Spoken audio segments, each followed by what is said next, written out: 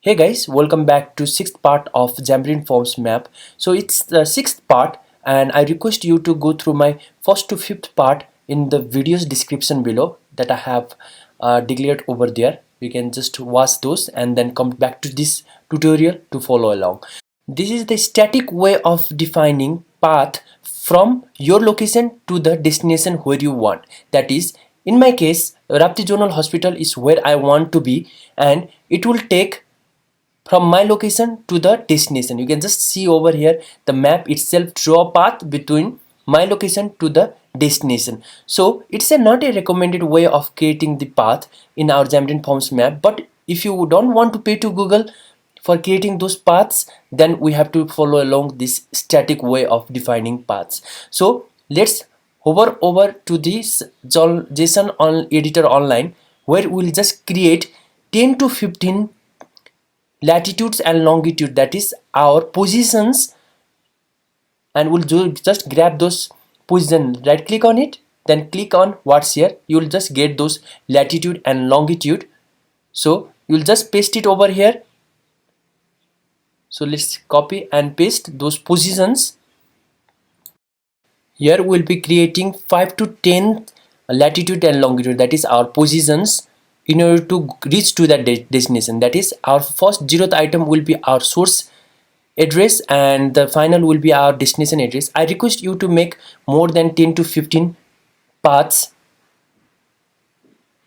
positions. So let's take this point position, that is our latitude and longitude, this point latitude and longitude. I'll just copy it and then paste it. So in our next tutorial we'll be creating the positions as well as paths from our Google Map SDK. So it will just charge you more, that is they will just charge you for using those services for automatically taking the latitudes and longitudes. So please don't forget to watch that tutorial in order to make whole map as a dynamic. So this is my path to the destination. Now let's save that whole file. So select all, Ctrl A, and then save to disk and name it as trackpath.json or anything you may like as per your requirement. Then this is my trackpath.json that I just got, which has from source to the destination. Now our next work is to check whether our JSON is correct or not. So this is online JSON viewer, which just views the JSON and tells us that our created JSON is on correct format, so that is valid. Now let's add that JSON file that we have just now created over here. Let me copy that file to the directory and right click on it, then build action to the embedded resource, because we just want those resources to be used inside our Xamarin Forms app. Now our next task is to create another button that we have previously added. Let us create another button above that previous button, that is our pickup button. So I'm going to give that name as track path, and then let's create a click event handler as track path clicked, and then let's me split that thing so that we can just see our UI how it looks. So there is a simple button. Okay, I need to change that name too. So let me change that name to track path. So this is the only button that is going to trigger that track path button click handler.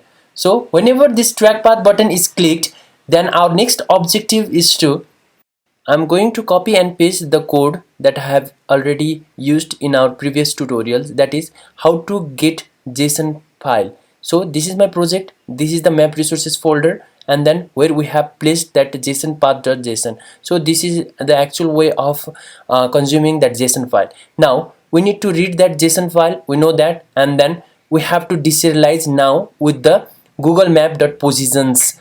So we have a list of deserialized objects. Now our next work is to clear the whole map and then create polines. That means we are going to create path with the help of this JSON file that was deserialized. So my JSON is the list of item. This list of item has some latitudes and longitude, and which gets incremented.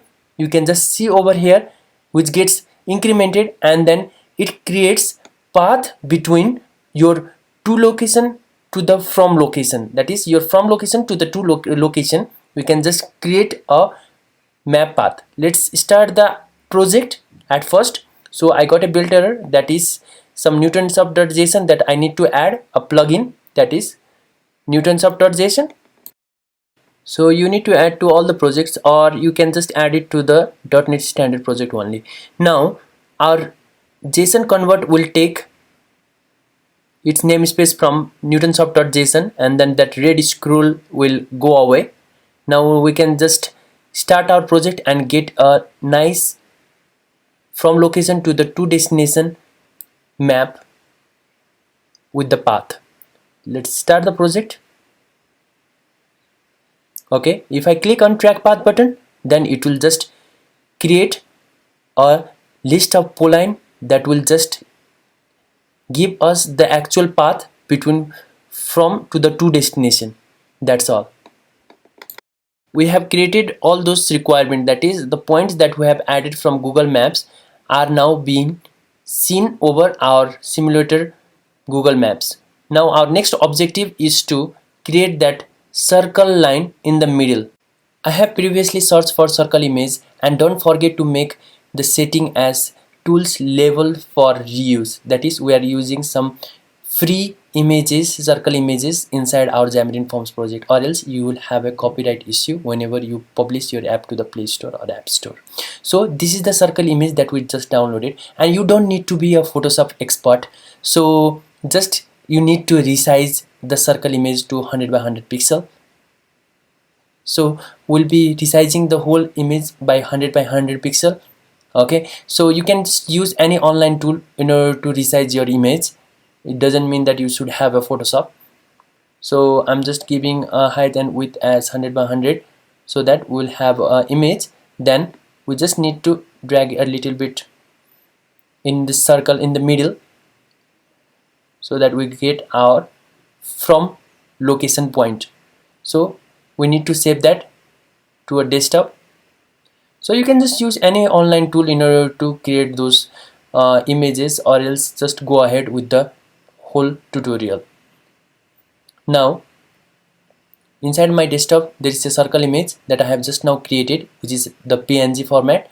I need to drag and drop it inside the asset folder of Android. So let me drag that whole thing over here, and then inside the resources folder I need to put that circle image. That's all.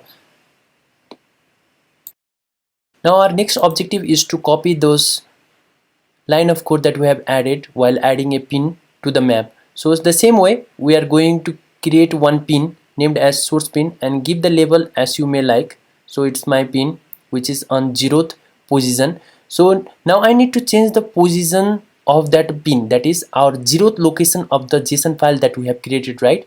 So poline.position.first latitude and poline.position.first longitude will take the 0th item of the JSON file, that is our source. Okay, and then we are going to add inside our map, that is in the form of pins, that is our 0th location source we are going to add. And then I'll just rename it and copy that whole circle image.png name only, and then we'll create that pin on our 0th source. So let me remove that line of code that we don't want, and then let's start the project back again and check whether it gives us successful output or not. So yes, we got our circle point on the source of the path, as you like see over here, right? Now our next task is to create the car that will just go from your source to the destination, tracking those positions. So we'll just implement those feature right now. Now let's go to the code itself. So let me add a very simple line of code, that is device.startTimer. So this is not an actual way of tracking that location, but I have taken a reference from some blog post regarding this, adding a position index and 1 in order to create some static simulations. So this is the timer that will start and then get our position index as 1 at first. That is, whenever that driver or the car reaches to the position index and 1, then what happens? That is, the position gets updated. It's correct. So whenever that position gets updated, that is 1, then is the latitude and longitude, we are just taking it out of the JSON. Okay, now whenever the pin count is 1, then we are going to return it as the pin is not available, and then we'll just take the C pin from the map and then create a position of that same car image that we have taken it previously. Don't forget to add that carpin.png. So this is the carpin.png that we have already added. Then we are just going to move our maps along the same latitude and longitude, that is cpin.positions, and then we are going to take our previous position and we are just going to clear that path along the way. So this is the very easy way to clear the map pins. So let me start the project and then click on track path. Okay, we got our as expected output. So in next tutorials we'll be exploring more regarding Google Forms maps. So don't forget to watch our next tutorial, as it will be a really dynamic one. That's all for this tutorial now. Thank you guys. Thanks for watching. Keep in touch for next tutorials.